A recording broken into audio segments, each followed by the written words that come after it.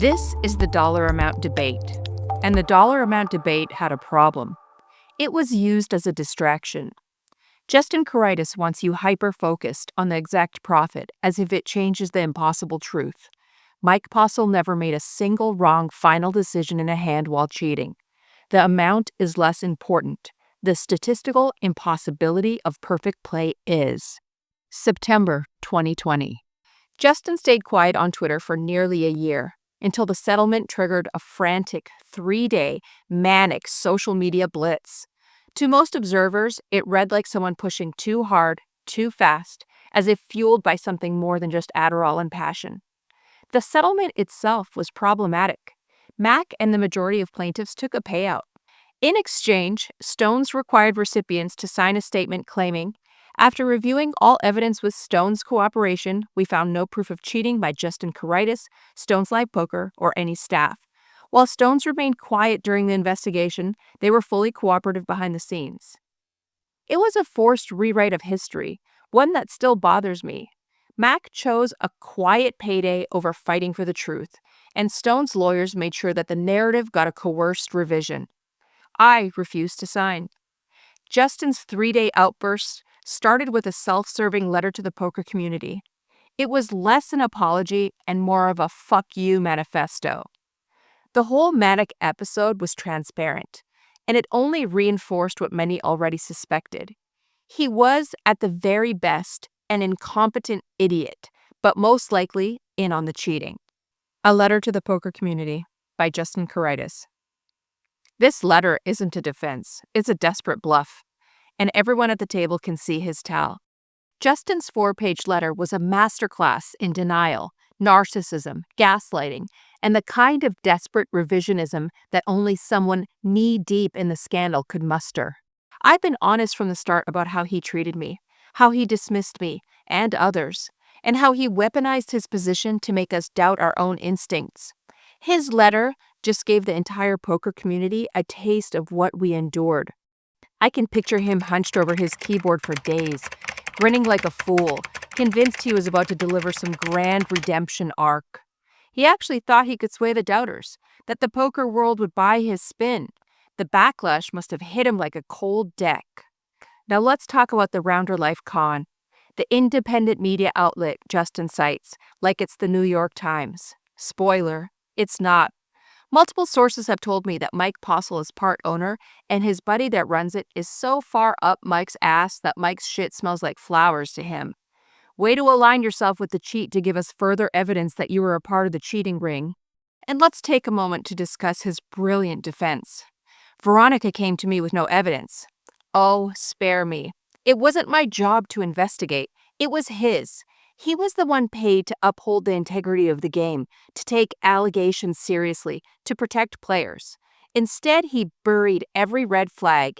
He told me repeatedly that there was zero chance that Mike was cheating, that it was the martingale strategy, that I didn't understand poker, that everyone was jealous of Mike. He gaslit me so hard I started questioning my own judgment. The irony in Justin saying that I didn't provide any evidence is almost comical. By the time Justin wrote that letter, the poker world had already built an undeniable case against Mike Postle.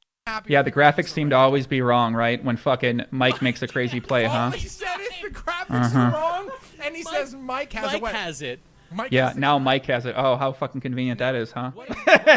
Oh, how convenient is that? Okay. They just reversed. It's still cool. This is bullshit. Mike has what? This is bullshit. This is fucking bullshit, man. From the damning footage of him staring at his crotch mid-hand to the hundreds of statistically impossible, perfect final decisions in every hand, the top minds in poker called it cheating beyond a reasonable doubt. The second the commentary booth alerted, like, oh, Mike's hand's wrong, it's actually 9-8, not 8-6. This is so disappointing. I thought he was the sickest. The graphics change. That's pretty remarkable. It's impossible. Forums like 2+2 and Reddit tore every hand apart and reached the same verdict. Yet Justin's response? Just deny, deny, deny. So tell me, what evidence could I have possibly handed him that would have been enough? At this point, he's either poker's version of a flat earther or he's partners with Mike Postle. That's the only explanation. Why kick out Roger Bailey? Why remove the head of IT from the tech booth? Why fight tooth and nail to control every piece of the operation? He didn't want oversight. He wanted a cover-up. The worst part? I trusted him. So did the commentators and the patrons. Justin pushed me to keep inviting Mike to my games, assuring me that the servers were being audited, swearing up and down that if cheating ever came to light, he'd walk away. He'd quit. Turns out, the only thing he walked away with was a paycheck and the poker world's contempt. So no, Justin doesn't get to move on. Not when he spent every free moment lying to our faces, not when he helped rig the game, and certainly not when he thought the 4-page word salad could erase it all. The truth's still here, and it's not going anywhere. No amount of legal maneuvering, shady media, or wordy letters change the facts.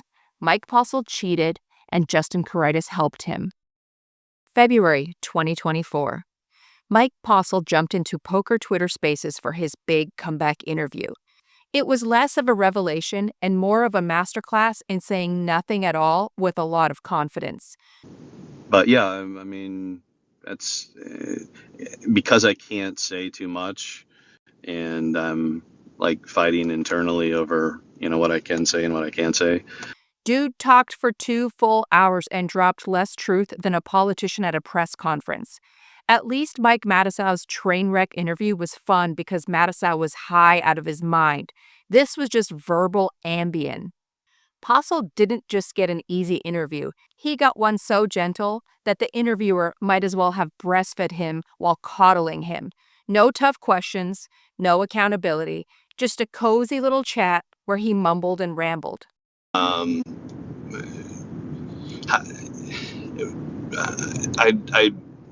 just, and there's a lot of things I can't say yet. So I'm trying to be careful as I talk here. So it's not really a good idea for me to be really doing this. Because I don't know what I say can. anything. There's a lot of things there's a lot of things that I can't say yet because it's being saved for later. But He claims he documented everything, yet still can't explain his god-tier reads while looking at his crotch. He brags about a fictional story he wrote. Yes, actual fiction, I'm sure, about how he could have cheated, but insists he didn't. Okay, OJ. I did write a story on how I supposedly did it. Unfortunately, it was fiction. But my plan was to tell my fiction story and then collect the money from everyone who had offered and then go to that private island and sip on beach cocktails for the rest of my days. He sues me for defamation, then drops the case when I call his bluff and filed an anti-slap and wanted to move towards discovery in the case. By the way, his lawyers dropped his ass faster than anything once they found out he was a broke fraud. Now, he's comparing himself to Now You See Me magicians crying deception. I guess what I would suggest is to watch that movie and just think of me as I don't know, one of the horsemen, I guess, when it comes to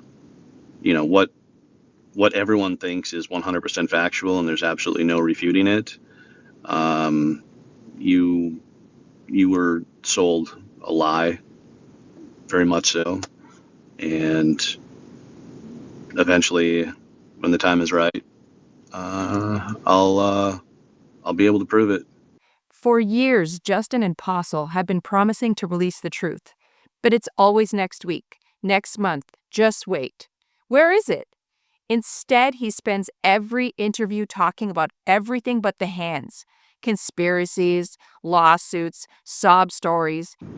What if this was an entirely premeditated conspiracy to I can't say that, to do something very nefarious and illegal, way worse than anything I was accused of. What if? Anything to avoid explaining those perfect river decisions. And let's talk about the money he cheated out of the poker community. Where'd it go? It turns out even cheating doesn't pay. Now he's broke. The bottom line? I didn't just accuse. I backed it up with data, with hands, and with logic. Meanwhile, his defense is a mix of legal threats, Hollywood metaphors, and a fictional novel he won't release. So to the poker world, stop letting liars hide behind mystery. Cheaters love shadows, and I'm turning on the lights. April 3rd, 2025. Justin crawled out of hiding and proved my point. After years of silence, Justin Caritas finally slithered onto the poker Twitter spaces and into interviews, desperate to rewrite history again. But here's the kicker. The more he talks, the more he confesses. He admitted to the hidden microphone, conveniently left off camera. So, hey, Justin, while you're here addressing allegations, would you like to, you've obviously seen the latest videos.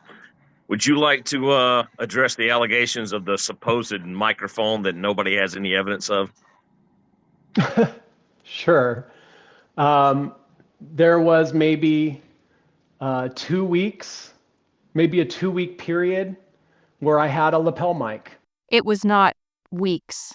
It was months that he wore that lapel mic. And I was testing it. It was a test so that we could, first and foremost, the idea was that we would mic the players. This is false because we already had microphones around the entire table.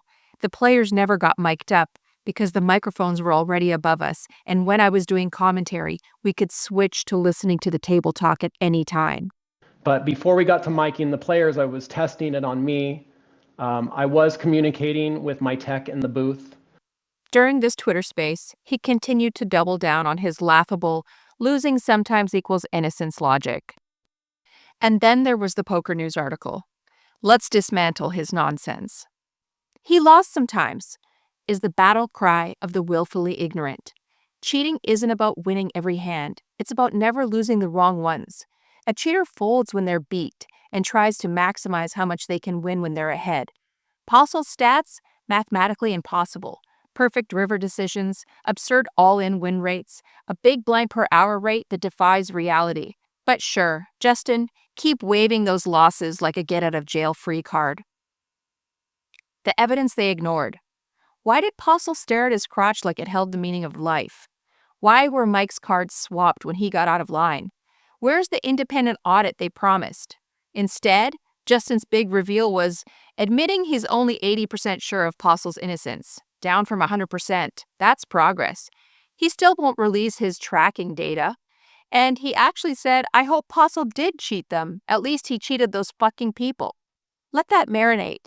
The man who ran the game wishes his players were robbed because they dared to question the genius who stared at his crotch so much it was about to file a restraining order against him. The truth? Cheaters don't need to win every pot, just the ones that matter. Posel played like a man watching the stream in real time, and the stats, the videos, and the hushed payouts, they scream what Justin won't. They got caught. Then Stones buried it. But the evidence, it's still there, on Twitch, on YouTube, waiting for anyone with the guts to connect the dots. April 2025. Mike Postle slithered into the OnlyFriends podcast chat, begging for a spot and swearing this time would be different. Real answers, new revelations, the whole song and dance. I just feel like 3 or 4 years ago, the only person, it seemed like the only person he would talk to is Matisow, and now you have like this access where you'll ask really hard-hitting questions comparatively. Yeah. And I kind of want to see that. You know what I mean? Like I don't know, why not talk to the guy? Yeah, that's fair. I mean, I'm bored. I mean, you guys could do it like tomorrow. I'm not saying to do it right now. But if it happens, it's got to. I don't even know if we're going to have a show tomorrow. I'll tell you what. Should I fire it up? Well, yeah, you can fire it up. Okay. We have to find a way to give it to him. I'll send it to his. I'll DM him. Okay. And what did we get? The same reheated nothing burger. The second he realized Berkey wasn't going to spoon-feed him sympathy like his usual enablers, he ghosted, back to his natural habitat. Midnight Twitter spaces with the same 24 bitter handouts who'll still buy his act, giving him all the room he needs to ramble in vague, defensive loops. Some things will never change, especially Posel's commitment to talking in empty circles and admitting nothing. Well, ladies and gentlemen, we've reached the end of the road. But next time, everything comes together. In our final episode, I'll put all the theories under the microscope. The how, the who, and all of the damning details behind Mike Postle's perfect plays. The pieces connected at last. See you for the conclusion of God Mode.